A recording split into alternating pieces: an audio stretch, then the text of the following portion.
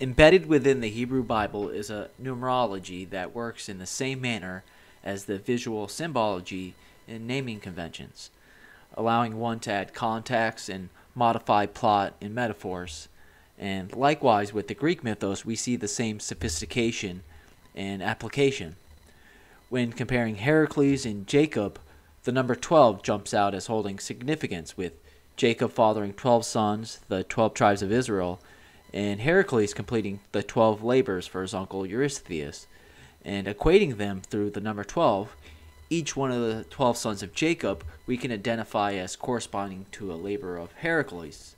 So in Genesis 49, Jacob is dying and calls his 12 sons to gather around him and receive their blessings, and Jacob gives his blessings to each by delivering these omens.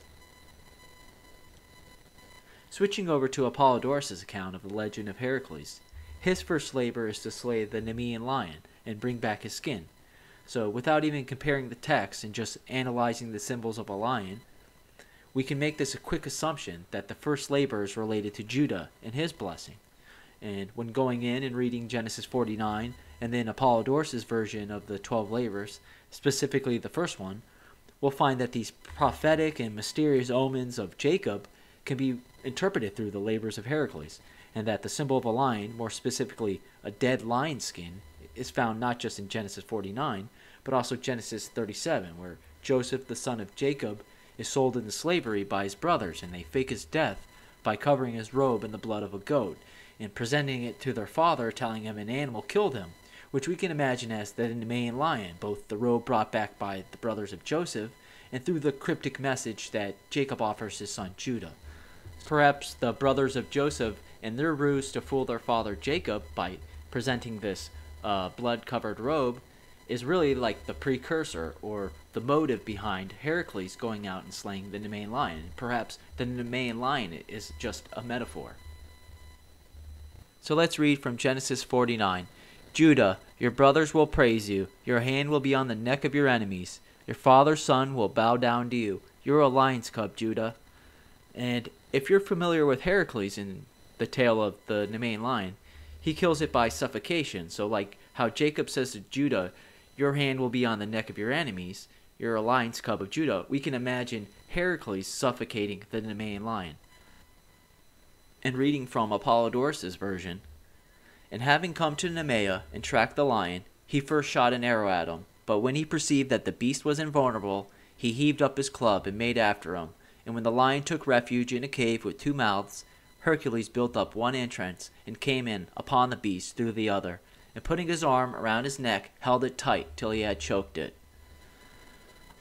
So most people imagine Heracles as this brute of a man who just overpowers every foe, but he's actually a more complex character than that, and he shows great perseverance and cunning to think quick in the moments of a heated battle, to outmaneuver and thus expose the weak points of a nemesis. And this theme of uncovering a vulnerability through some kind of improvisation and craft is something we know from movies, TV shows, books, and everything really. And furthermore, he does so by cornering the lion in this cave with 2 mouths. And from JM, we know the caducean, as well as the Aryan identifier of a lion.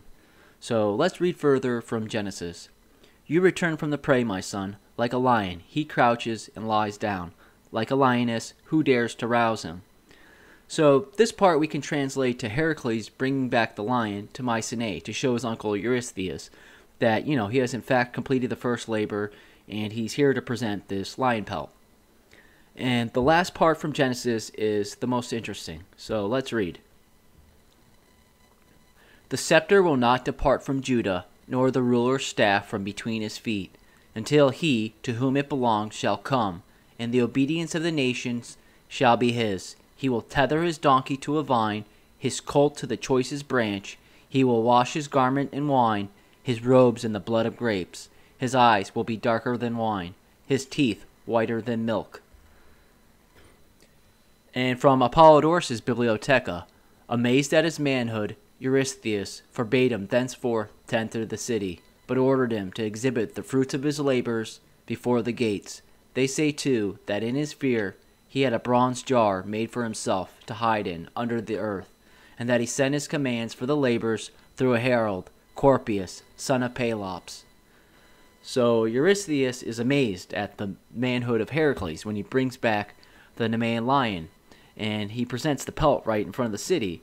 And in Genesis, we have this metaphor for manhood, where it goes, "The scepter will not depart from Judah, nor the ruler's staff from between his feet," where the scepter is symbolically a penis, right? And we know this as manhood as well, this analogy. But it also translates to descendants in Hebrew, where scepter can mean descendants. So where this analogy with a penis and manhood will still make sense. And like we know, Judah is the ancestor of David, who will become king of Judea, or the Israelites one day. So it's an omen or a prophecy that the kingdom will be inherited through the line of Judah. Furthermore, it's said that Eurystheus was said to be so afraid of the lion pelt and Heracles' might that he hid in a jar, refusing Heracles to enter the city of Mycenae, and sent a herald out through the gates to greet the hero. And we have in Genesis, "Until he to whom it belongs shall come, and the obedience of the nations shall be his," or this reference to someone not claiming ownership of something, and that's Eurystheus hiding out in a jar, not coming to greet Heracles and acknowledge him in his lion's pelt. In addition, he orders Heracles to exhibit the fruits of his labors outside the gates. And in Genesis, we have Judah being told by Jacob, "He will tether his donkey to a vine, his colt to the choicest branch. He will wash his garments in wine, his robes in the blood of grapes. His eyes will be darker than wine, his teeth whiter than milk." So the donkey, an Aryan, will be plied with wine, while the colt, this Semitic hero, Jacob or Heracles or the line of Judah, will be bred to the finest female stock, or the metaphor of the choicest branch, like we find in Genesis, and we can imagine like a branch off a family tree. And the garment, or lion skin, is washed in blood of grapes. And with Heracles, it's literal, right? We can imagine that he skinned this lion pelt, and it's still kind of covered in blood. But also, like through JM, we can understand that it represents the mixing of Aryan and Semitic blood, right? In addition to also being like representing the degradation of the Aryan through alcohol.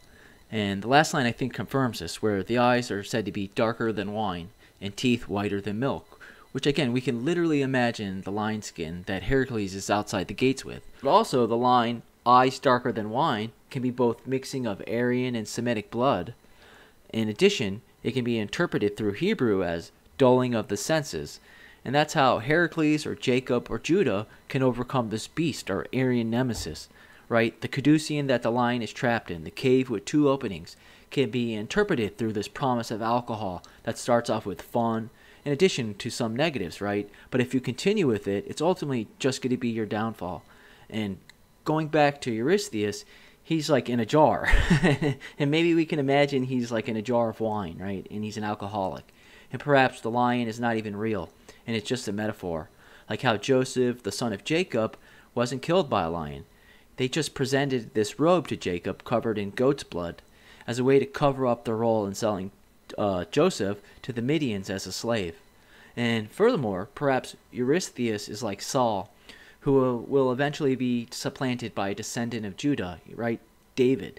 And we can imagine this scepter or manhood being again prevalent, right? The symbol with the courting of Michal by David, but also we can imagine Saul, maybe he becomes an alcoholic and thus loses his kingdom to David, this descendant of Judah. Well, that brings us to the end of this video, and I thank you for watching, and I hope you found it informative.